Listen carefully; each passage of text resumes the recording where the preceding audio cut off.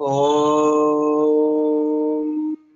सहना भवतु सहनौ भुनक्तु सह वीर्यं करवावहै तेजस्विनावधीतमस्तु मा विद्विषावहै। ॐ शान्तिः शान्तिः शान्तिः। সবাইকে নমস্তে। এর পূর্বের ভিডিওতে আমরা মমতা প্রকাশায় উপহারম দদাতি, উপহারম এখানে কর্ম দ্বিতীয় বিভক্তির আমরা প্রয়োগ জেনেছিলাম। যেরকম পুষ্পম দ্বিতীয়তেও এটা হবে পুষ্পম, রামঃ রামম, রামঃ মানে কর্তা, কর্ম হবে দ্বিতীয় রামম, রাম নিজে করে, রাম যখন কাজ করবে কার্য তখন নিজে সে কর্তা। যখন রামকে কিছু করা হবে অর্থাৎ রামকে নিয়ে আসা, রামকে ডাকা, তো কাকে ডাকা হচ্ছে? রামকে, তো রাম সেখানে কর্ম। তো কর্ম কর্ম অর্থাৎ দ্বিতীয় বিভক্তি এবং প্রকাশায়, রামায়, সুজয়ায় ইত্যাদি প্রায়ঃ আয় এরকম একটা ধ্বনি যুক্ত করার পরে আমরা এর প্রয়োগটা জেনেছিলাম। যেরকম প্রকাশায় প্রকাশের জন্য, মমতা প্রকাশায় উপহারম দদাতি, মমতা প্রকাশের জন্য উপহার দেয়। তো যাকে দেওয়া হয় এটা সম্প্রদান অর্থাৎ চতুর্থী বিভক্তি। তো এটার একটা সংক্ষিপ্ত বিষয় আমরা জেনেছিলাম। পুল্লিঙ্গ নপুংসকের ক্ষেত্রে প্রায়ঃ কি হয়? আয় যুক্ত করলে হয়ে যায়। পুষ্পম পুষ্পায়। হ্যাঁ, আর যেগুলো অকারান্ত পুরুষ লিঙ্গের তাদের ক্ষেত্রেও সেম হয়। তো আজকে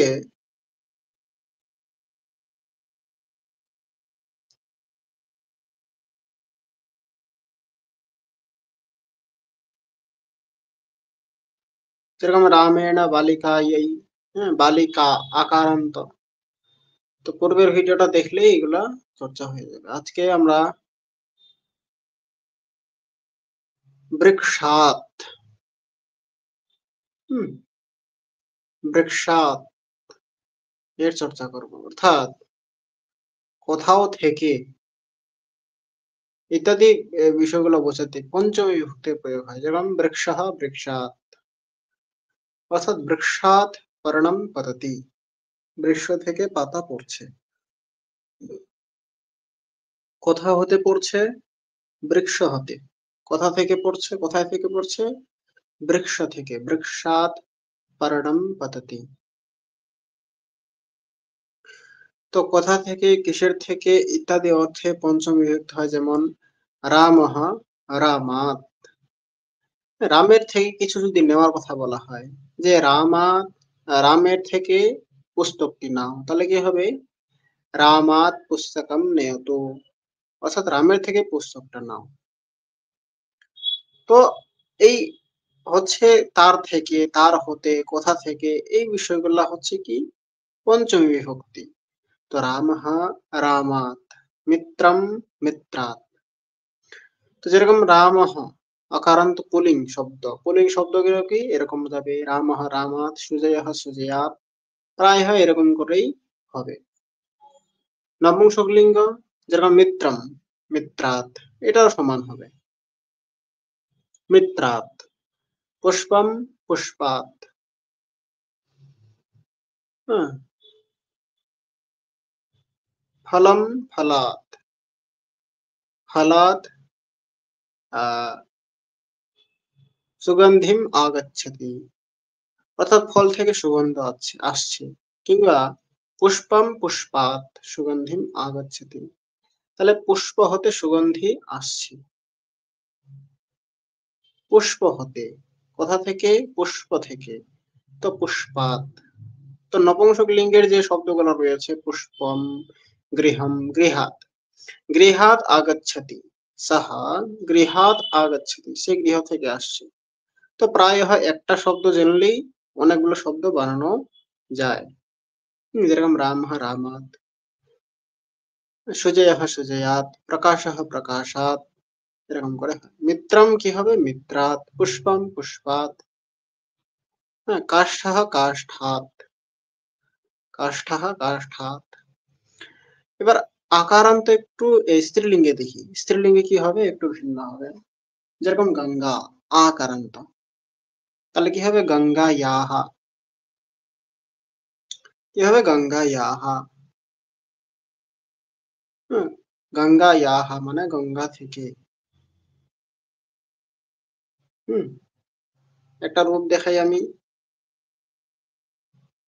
এই যে দেখুন সীতা, তাহলে সীতার পঞ্চমী কি হবে? সীতায়াহা, অর্থাৎ সীতার থেকে। পঞ্চমী বিভক্তি দেখুন, সীতায়াহা। হ্যাঁ, রামহ দেখুন, রামাত, বললাম না আমি রামাত, তো রামাহা শব্দের রূপ এরকম চলবে, রামাত পঞ্চমী, অর্থাৎ রাম থেকে। দ্বিবচনে কি হবে? রামাভ্যাম মানে দুইজনের রাম থেকে, রামেভ্যঃ মানে অনেকগুলো রামের থেকে, রামেভ্যঃ জ্ঞানম নেয়তু, অর্থাৎ সমস্ত রামের থেকে জ্ঞান নাও। কার থেকে? সমস্ত রামের থেকে, অনেকগুলো রামের থেকে, বহুবচন রামেভ্যঃ, রামেদের থেকে। কাদের থেকে? রামেদের থেকে। তো এরকম করে হবে। এই কারান্তর দেখি। হ্যাঁ, এই কারান্ত দেখি। যেমন নদী, নদী কি হবে পঞ্চমীতে? নদ্যাহা। আকারান্ত কি হয়েছিল? সীতায়াহা। নদীতে কি হবে? নদ্যাহা। ঠিক আছে, নদ্যাহা মানে নদী থেকে। দুইটা নদী থেকে কি হবে? দুই বচনে নদীভ্যাম, বহুবচন হবে নদীভ্যঃ, নদীভ্যঃ। তো আমরা এই পঞ্চমের প্রয়োগটা জানলাম। যেরকম কপি ইকারান্ত, কপি কি ইকারান্ত, স্ত্রীলিঙ্গ না, তাহলে নদীর রূপ চলবে। নদী কি হলো? নদ্যাহা, তাহলে কপি কি হবে? কুপ্যাহা, কুপ্যাহা জলম চষকে পূরয়তি।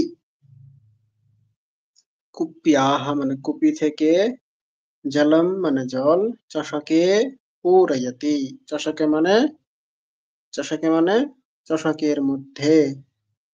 সপ্তমী বিভক্তি আমরা পূর্বে পড়েছিলাম না? বিদ্যালয়ম বিদ্যালয়ে, তাহলে চষকः চষকে, অর্থাৎ চষকের মধ্যে। সপ্তমী বিভক্তি পূর্বের ভিডিওগুলো দেখবেন, এগুলো চর্চা করা হয়ে গেছে। তো কুপ্যাহা কূপি থেকে, জলম চষকে পূরয়তি, অর্থাৎ বোতল থেকে জল গ্লাসে ভরছে, পূরণ করছে। তো খুব সুন্দরভাবে আমরা এই পঞ্চমী বিভক্তির প্রয়োগটা জানলাম। এখন একটু আমরা ঘড়ির সময়কে কিভাবে বলবো এটা দেখার চেষ্টা করি। যদি ১টা বাজে, তাহলে আচ্ছা, প্রথমে আমরা একটু সংখ্যাটা দেখে নিই। এখানে সংখ্যাটা দেখুন, শূন্যম,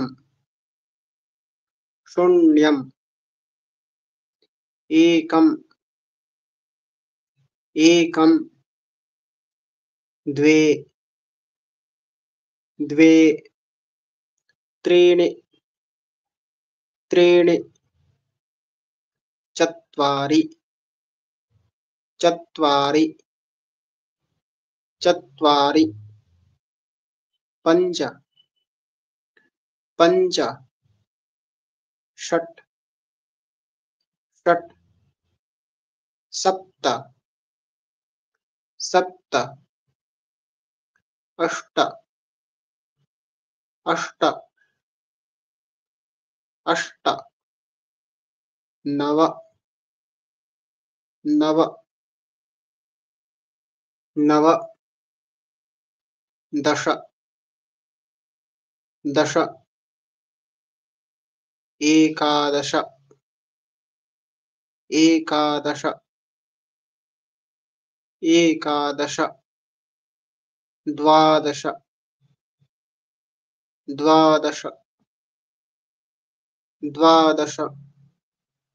তাহলে আমরা 0 থেকে দ্বাদশ পর্যন্ত সংখ্যা কিভাবে বলতে হবে আমরা জানলাম। তো সময় বলাকে যে খুব কঠিন তা না, খুব সহজ। সময় বলাতে কি করতে হবে? এই সংখ্যার শেষে শুধু বাদানম শব্দটা যুক্ত করতে হবে। কি করতে হবে? বাদানম শব্দটা। একটু শুধু খালি ধ্যান দিতে হবে। কি ধ্যান দিতে হবে? 1 থেকে 4 পর্যন্ত যে সংখ্যাগুলো আছে একম, এগুলো একটা পরিবর্তন হবে। যেরকম একম আমরা জানলাম। এখানে হবে একবাদনম, মানে শেষের যে মকারান্ত আছে, ম যেটা হলান্ত রূপে আছে সেটা উঠে যাবে। সেটা উঠে বাদানম শব্দটা যুক্ত হবে। তাহলে কি হবে? একবাদনম, একবাদনম। তারপরে আমরা কি দেখেছিলাম? দ্বে, একার ছিল। দ্বে। এখানে একটু পরিবর্তন হবে। দ্বিবাদনম। ইকার হয়ে যাবে। দয়াবয় যুক্ত ইকার। দ্বিবাদনম, দ্বিবাদনম। আর সেখানে কি ছিল? ত্রিণি। ত্রয়ের সাথে দীর্ঘ ইকার ছিল। ত্রিণি। হ্যাঁ, ত্রিণি ছিল। ত, র, দীর্ঘ ই ছিল। কিন্তু এখানে হয়ে যাবে হ্রস্বর ই, ত্রি, আর নিটা বাদ যাবে। নিটাকে তুলে দিয়ে বাদানম শব্দটা যুক্ত হবে। তাহলে কি হবে? ত্রিবাদানম। সেখানে ছিল ত্রিণি। দেখুন, ত্রিণি দীর্ঘ ইকার ছিল। শূন্যম, একম, দ্বে, ত্রিণি। তো যখন বাদানম শব্দটা যুক্ত করব, যে 3টা বাজে, তাহলে একটু ভিন্ন করতে হবে। ত্রিণি না বলে ত্রিণি বাদনম এরকম না বলে বলতে হবে ত্রিবাদনম। এরপরে ছিল আমাদের সংখ্যাটা কি ছিল? চত্বারি। চত্বারি। তো এটা একটু ভিন্ন হবে। চত্বারি না হয়ে যাবে চতুর, চতুঃ বাদনম, চতুর্বাদনম, চতুর্বাদনম। কি হবে? চতুর্বাদনম। তারপরে যেরকমটা আমরা সংখ্যাগুলো পড়েছিলাম 5 থেকে দ্বাদশ পর্যন্ত, পঞ্চ, ষট, সপ্ত, অষ্ট, নব, দশ, এগুলো সমান রূপে শুধু বাদনম শব্দটা যুক্ত করে দিলেই হয়ে যাবে। যেরকম পঞ্চবাদনম, পঞ্চবাদনম, ষটবাদনম, ষটবাদনম। শুধু এখানে টটা ড হয়ে গেছে ষটবাদনে। কেন হয়েছে? এটা সন্ধির কারণে। ট ছিল, তো 2টা যুক্ত হয়ে ষটবাদনম হয়ে গেছে, ড হয়ে গেছে। তো যদি আপনারা আলাদা করে বলতে চান তাহলে সেটাও শুদ্ধ হবে, ষটবাদনম, ট বলতে পারেন। আর যদি একসাথে বলতে চান তাহলে ষটবাদনম, তাহলে এটাও বলা যাবে। তাহলে পঞ্চবাদনম, ষটবাদনম, সপ্তবাদনম, অষ্টবাদনম, নববাদনম, দশবাদনম, একাদশবাদনম, দ্বাদশবাদনম। তো 1 থেকে 4 পর্যন্ত আমাদের একটু ধ্যান দিতে হচ্ছে। বাকি সব শুধু খালি সংখ্যাগুলো যেভাবে আমরা পড়েছিলাম, তারপরে বাদানম শব্দটা যথাযথভাবে যুক্ত করে দিলেই সংখ্যাগুলোকে কয়টা বাজে সেটা বলা যাবে। সময় কি হয়েছে, সময়ের আহ কিভাবে বলা, মানে সময় কি হয়েছে তা বলা যাবে। এখন একটু এটা বিশিষ্ট রূপে দেখি এটা।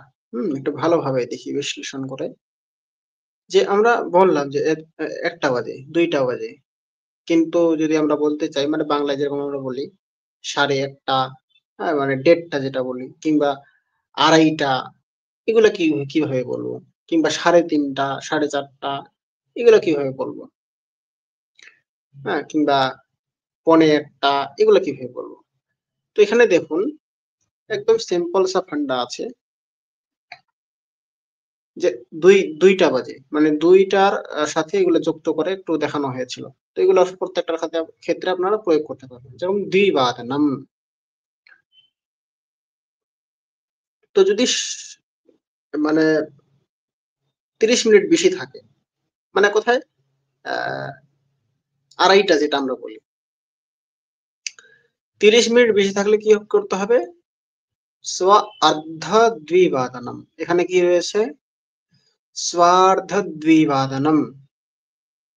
আচ্ছা, স্বার্ধ কেন বলা হচ্ছে? এই অর্থটা একটু বোঝার চেষ্টা করি, তাহলে একদম ক্লিয়ার হয়ে যাবে। স্বার্ধ মানে স্ব অর্ধ, হ্যাঁ। স্ব অর্ধ মানে সহিত, অর্ধ সহিত। হ্যাঁ, যেরকম 60 মিনিট হয় না, 7 মিনিটে 1 ঘন্টা হয়, তো 60 এর অর্ধেক কি? 30।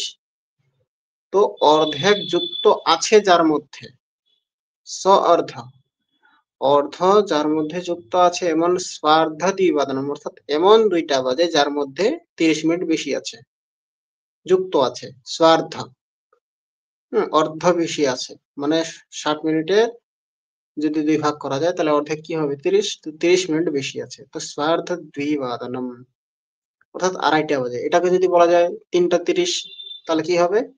স্বার্ধ ত্রিবাদনম। যদি 4টা বলা হয়, হ্যাঁ, 4:30, তাহলে কি বলতে হবে?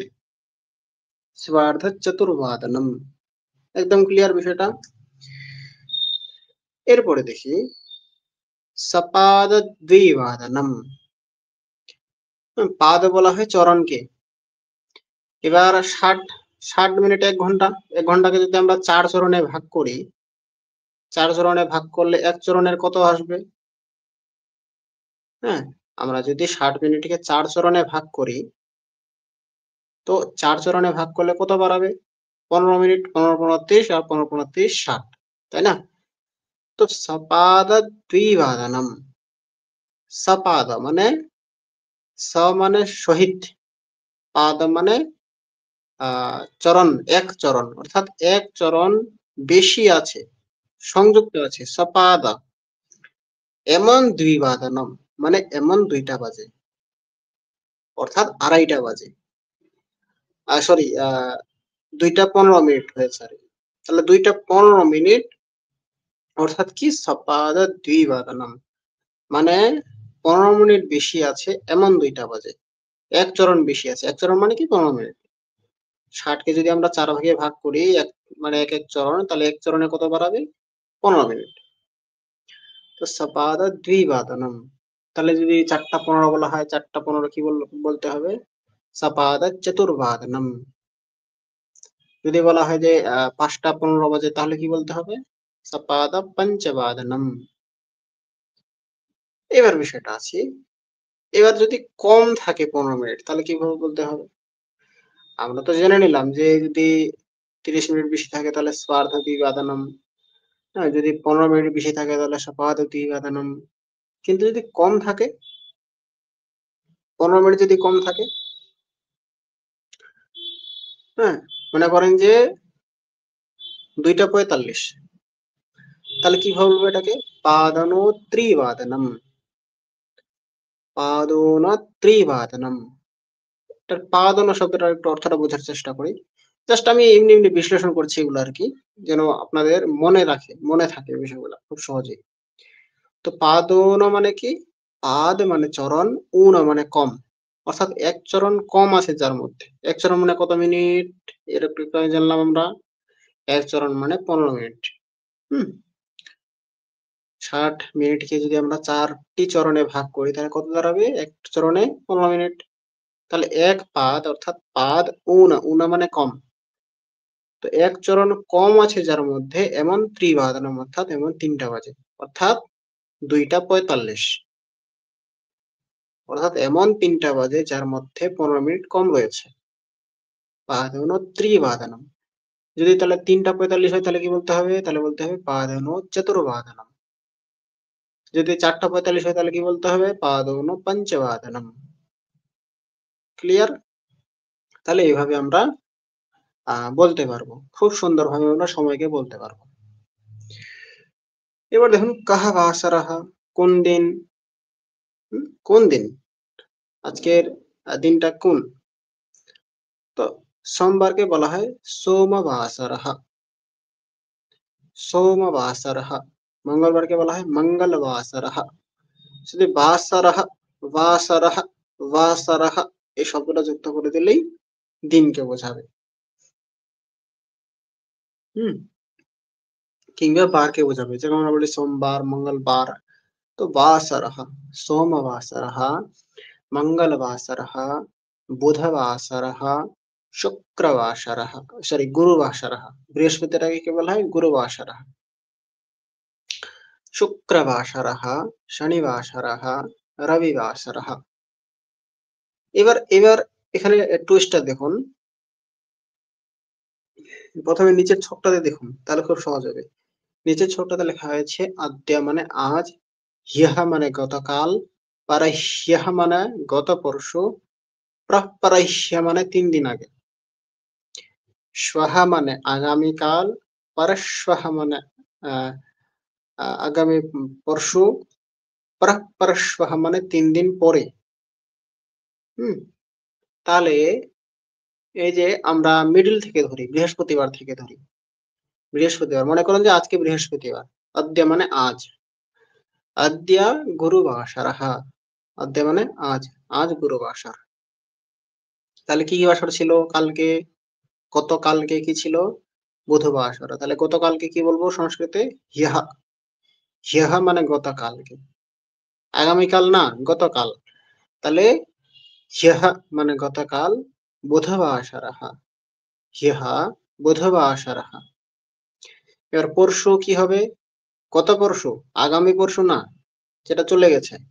তাহলে এটাকে বলবো সংস্কৃতে পরহ্যः। পরহ্যः, পরহ্যः মানে গত পরশু। গত পরশু তাহলে কি ছিল? আজকে যদি গুরুবাসর হয়, আজকে যদি বৃহস্পতিবার, তাহলে গত পরশু ছিল মঙ্গলবার। তাহলে কি হবে? পরহ্যः মঙ্গলবাসরः, পরহ্যः মঙ্গলবাসরः। এবং ৩ দিন আগে কি হবে তাহলে? প্রাক্পরহ্য। হ্যাঁ, যেটা চলে গেছে এমন গত ৩ দিন। প্রাক্পরহ্যः অর্থাৎ সোমবাসরः, প্রাক্পরহ্যः সোমবাসরः। আবার আজকে চলে আসুন, আজকে কি বার ছিল? হ্যাঁ, আমরা কি ধরে নিয়েছিলাম? ধরে নিয়েছিলাম যে আজকে গুরুবাসরः। তাহলে আজকে যদি গুরুবাসরः হয়, তাহলে কালকে কি হবে? কালকে হবে শুক্রবাসরः। তাহলে এই যে কালকে শব্দটা, কালকে শব্দটার জন্য কি শব্দ আছে সংস্কৃতে? শ্বः। শ্বः শুক্রবাসরः, শ্বः শুক্রবাসরः। শ্বः মানে কালকে, আগামীকাল। এটা কোন কাল? আগামীকাল। শুক্রবাসরः। পরশ্ব, পরশ্বঃ মানে পরশু। আগামী পরশু কোন বার হবে তাহলে? আজকে যদি গুরুবাসর হয়, বৃহস্পতিবার হয়, আগামী পরশু হবে শনিবার, তাই না? তাহলে পরশ্বঃ শনিবাসরः, পরশ্বঃ শনিবাসরः। তাহলে ৩ দিন আগে কি হবে? প্রপরশ্বঃ রবিবাসরः। মানে আগামী ২ দিন পরে কোন বার পড়বে? রবিবার পড়বে। অর্থাৎ প্রপরশ্বঃ রবিবাসরः। অর্থাৎ আমরা বাংলায় মোটামুটি এগুলাই জানি। আমার জানা মতে আরকি। শব্দ শব্দ থাকতেও পারে। তো আমার জানা মতে খালি এগুলাই শব্দ জানি আমি। গতকাল, পরশু, গত পরশু। পরশুর পরে কোন শব্দ আছে কিনা বাংলায় আমি জানি না। কিন্তু সংস্কৃতে পুরো সপ্তাহকে আপনি বলে দিতে পারবেন। হ্যাঁ? অর্থাৎ পরশু, কাল, গতকাল, আগামীকাল, এগুলোর জন্য স্পেসিফিক আলাদা, আলাদা একদম স্বতন্ত্র রূপে শব্দ রয়েছে। হ্যাঁ? যেরকম অদ্য মানে আজ, হ্যः মানে গতকাল, পরহ্যঃ মানে গত পরশু, পরপ্রহ্য মানে গত পরশুর আগের দিন। আবার চলে আসি অদ্য মানে আজ, শ্বः মানে আগামীকাল, পরশ্বঃ মানে আগামী পরশু, প্রপরশ্বঃ মানে আগামী পরশুর পরের দিন। তো এভাবে আমরা খুব সহজেই দিনগুলাকে বলতে পারবো। তাহলে সময় কিভাবে বলতে হবে সেটাও বুঝতে পারলাম। দিন কিভাবে বলতে হবে সেটাও বুঝতে পারলাম। এবং বিশেষ রূপে আমরা আজকে পঞ্চমী বিভক্তি এবং আ হ্যাঁ, পঞ্চমী বিভক্তি আমরা চর্চা করলাম। তো সবাই এই আ আ ভিডিওটি খুব সুন্দরভাবে দেখবেন। এর পরবর্তীতে ভিডিওতে আমরা কিছু ক্রিয়াবাচক শব্দের অর্থাৎ ধাতুরূপের চর্চা করব। আজকের জন্য এতটুকুই। দেখা হচ্ছে পরবর্তী ভিডিওতে। ওম শান্তি। शान्तिः शान्तिः। ॐ तत्सत्।